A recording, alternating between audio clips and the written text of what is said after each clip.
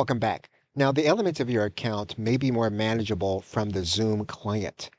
And if you open the Zoom client, what you'll notice is that if you go into this area and you go to the settings, you are going to see some of the elements that were in your account settings that will be manageable from this panel. And again, your Zoom client that runs on your personal computer is connected directly to your account, as well as the streaming facility when you run it from your personal computer.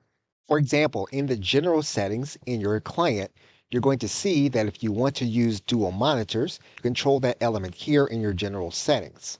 And again, there are elements such as integrating Zoom with Outlook that are available in your Zoom client that you can turn on here in this area.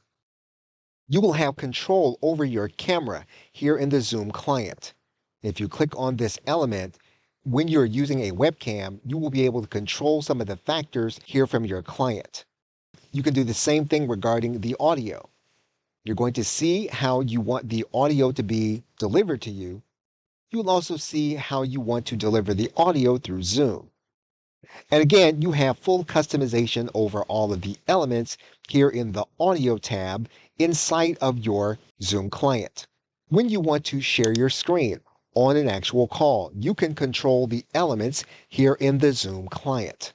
And you're going to see all of the elements here that you can customize for the screen sharing feature inside of your Zoom client.